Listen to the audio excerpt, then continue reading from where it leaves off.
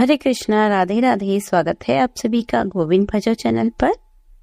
आज हम सुनेंगे रमा एकादशी की व्रत कथा। रमा एकादशी की व्रत से व्यक्ति पाप से मुक्त होकर विष्णु लोक को जाता है। दिवाली से पहले आने वाली रमा एकादशी सुख, सौभाग्य, समृद्धि में वृद्धि का वरदान देती है। इस एकादशी का नाम माता लक्ष्मी के एक नाम रमा पर पड़ा है। एकादशी के दिन हरि विष्णु भगवान का पूजन का विधान है, लेकिन इस एकादशी के प्रताप से लक्ष्मी नारायण की विशेष कृपा बरसती है। आर्थिक तंगी से छुटकारा मिलता है। रमा एकादशी का व्रत कथा के बगैर अधूरा माना जाता है। आइए अब सुनते हैं रमा एकादशी की व्रत कथा। धर्मराज युधिष्ठिर कहने लगे कि हे भगवान, कार्तिक कृष्ण एकादशी का क्या नाम है, इसकी विधि क्या है, इसके करने से क्या फल मिलता है, सो आप विस्तार पूर्वक बताइए। भगवान श्री कृष्ण बोले कि कार्तिक कृष्ण पक्ष की एकादशी का नाम रमा है। यह बड़े बड़े पापों का नाश करने वाली है।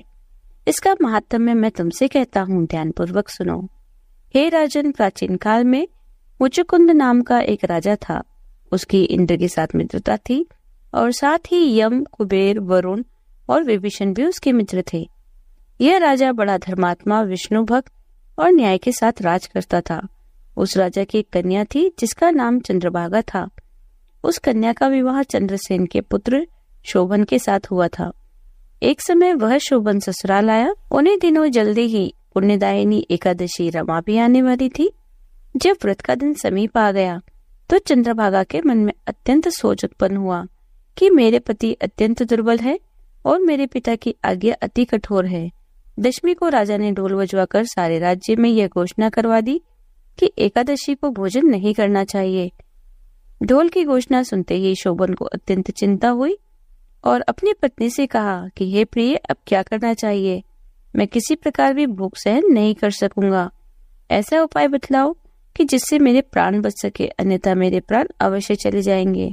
चंद्रभागा कहने लगी, हे स्वामी, मेरे पिता के राज में एकादशी के दिन कोई भी भोजन नहीं करता। हाथी, घोड़ा, ऊंट, बिल्ली, गौ आदि भी तृण, अन्न, जल आदि ग्रहण नहीं करते। फिर मनुष्य का तो कहना ही क्या है। यदि आप भोजन करना चाहते हैं तो किसी दूसरे स्थान पर चले जाइए, क्योंकि यदि आप यही रहना चाहते हैं तो आपको व्रत अवश्य करना पड़ेगा। यह सुनकर शोभन कहने लगा कि हे प्रिय, मैं अवश्य व्रत करूंगा। जो भाग्य में होगा वह देखा जाएगा। इस प्रकार से विचार कर शोभन ने व्रत रख लिया और वह भूख व प्यास से अत्यंत पीड़ित होने लगा। जब सूर्य नारायण अस्त हो गए और रात्रि को जागरण का समय आया तो वैष्णवों को अत्यंत हर्ष देने वाला था, परंतु शोभन के लिए अत्यंत दुखदायी हुआ। प्रातःकाल होते ही शोभन के प्राण निकल गए। तब राजा ने सुगंधित काष्ठ से उसका दाह संस्कार करवाया, परंतु चंद्रभागा ने अपने पिता की आज्ञा से अपने शरीर को दग्ध नहीं किया और अंत्येष्टि क्रिया के बाद अपने पिता के ही घर में रहने लगी। रमा एकादशी के प्रभाव से शोभन को मंदराचल पर्वत पर धन धान्य से युक्त तथा शत्रुओं से रहित एक सुंदर देवपुर प्राप्त हुआ। वह अत्यंत सुंदर और वैदुर्य जटित स्वर्ण के खंभों पर निर्मित अनेक प्रकार के स्फटिक मणियों से सुशोभित भवन में बहुमूल्य वस्त्राभूषणों तथा छत्र व चवर से विभूषित गंधर्व और अप्सराओं से युक्त सिंहासन पर आरूढ़ ऐसा शोभायमान होता था मानो दूसरा इंद्र विराजमान हो। एक समय मुचुकुंद नगर में रहने वाले एक सोम शर्मा नामक ब्राह्मण तीर्थ स्थान करता हुआ घूमता घूमता उधर जा निकला और उसने शोभन को पहचान कर कि यह तो राजा का जमाई शोभन है, उसके निकट गया। शोभन भी उसे पहचान कर अपने आसन से उठकर उसके पास आया और प्रणाम आदि करके कुशल प्रश्न किया। ब्राह्मण ने कहा कि राजा मुचुकुंद और आपकी पत्नी कुशल से हैं।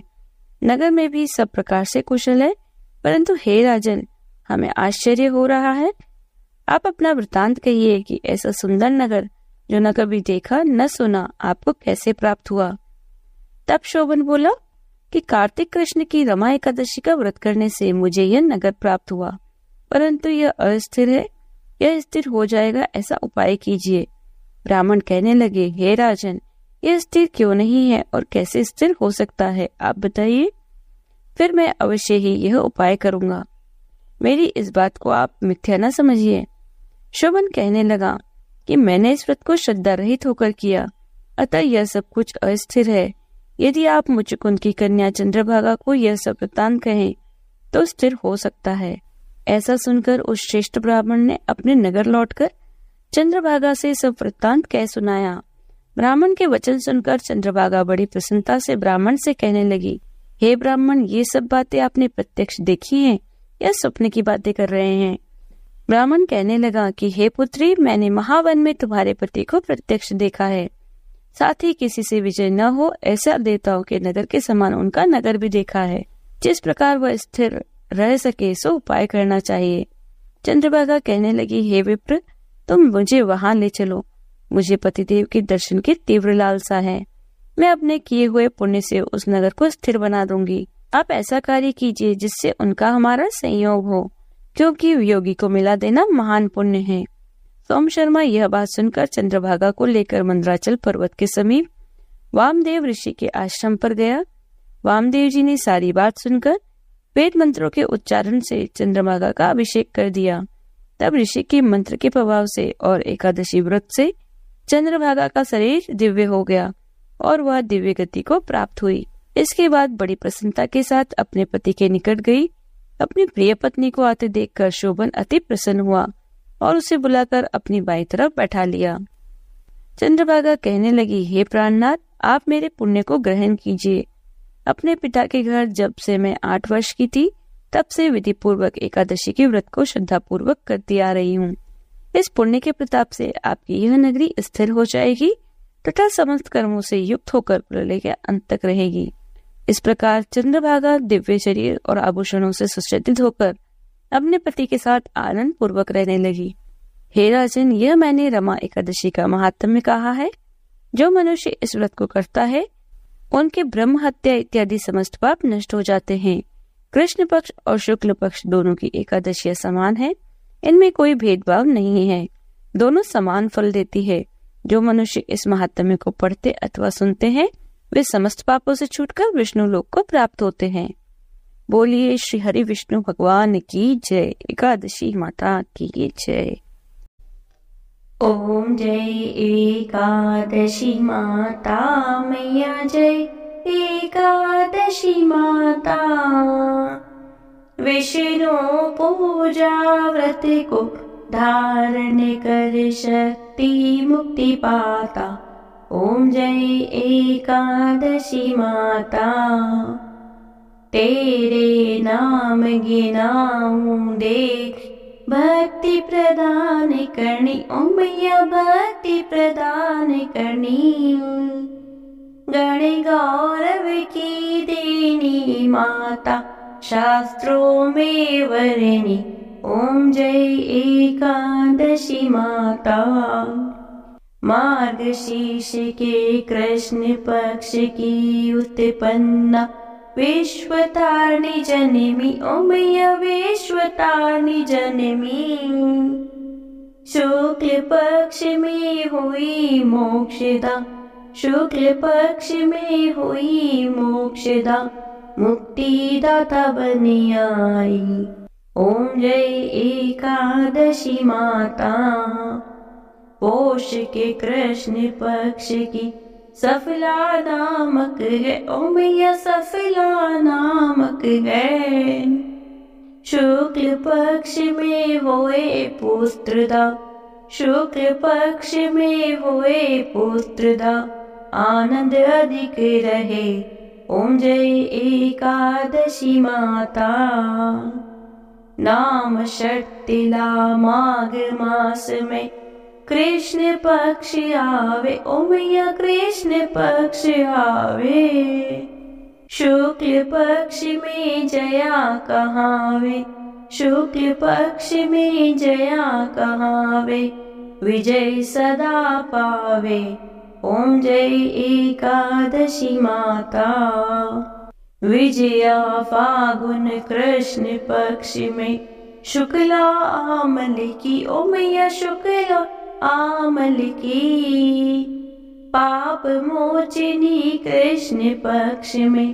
पाप मोचिनी कृष्ण पक्ष में चैत्र महाबली की।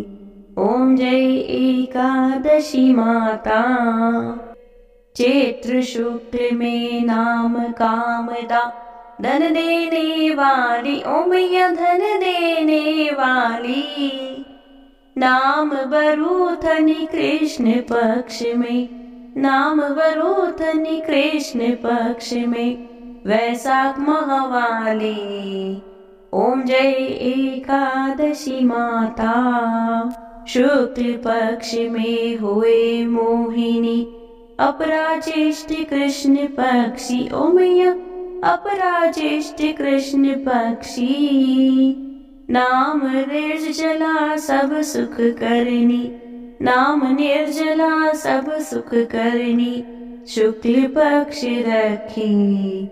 ओम जय एकादशी माता, योगिनी नाम आषाढ़ में जानो, कृष्ण पक्ष करनी ओ मैया कृष्ण पक्ष करनी।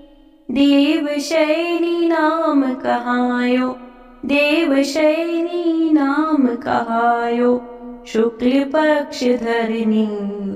ओम जय एकादशी माता, कामिका श्रावणी मास में आवे, कृष्ण पक्ष कहिए ओ मैया कृष्ण पक्ष कहिए।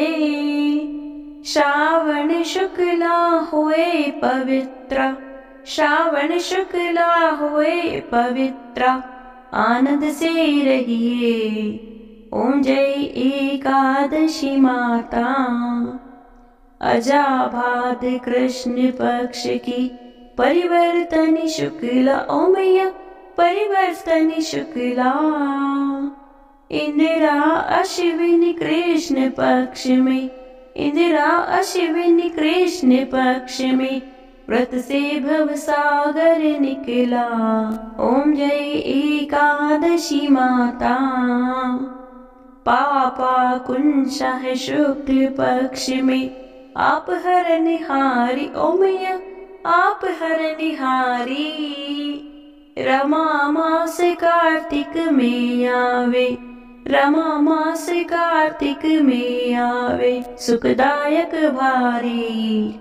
ओम जय एकादशी माता, देवोत्थानी शुक्ल पक्ष की, दुखनाशक मैया ओ मैया दुखनाशक मैया। पावन मास में करो विनती, पावन मास में करो विनती, पार करो नैया। ओम जय एकादशी माता, परमा कृष्ण पक्ष में होती, जन मंगल करनी ओ मैया जन मंगल करनी। शुक्ल मास में हुए पद्मिनी, शुक्ल मास में हुए पद्मिनी, दुख दरिद्र हरनी। ओम जय एकादशी माता, जो कोई आरती एकादशी की, भक्ति सहित गावे ओ मैया भक्ति सहित गावे।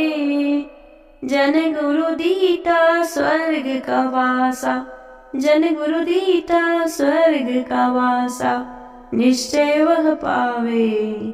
ओम जय एकादशी माता, बोलो एकादशी मैया की जय, शिवा के बिहारी लाल की जय। यदि आपको वीडियो अच्छी लगी हो तो लाइक कीजिए, ज्यादा से ज्यादा इसे शेयर कीजिए। यदि आप चैनल पर नए हैं तो चैनल को सब्सक्राइब कर लीजिए, बेल आइकन को प्रेस कर दीजिए, जिससे आने वाले नए वीडियोस की नोटिफिकेशन आपको तुरंत मिल जाए। मिलती हूँ आपसे अगले वीडियो में, तब तक बने रहिए गोविंद भजन चैनल पर। हरे कृष्णा, राधे राधे।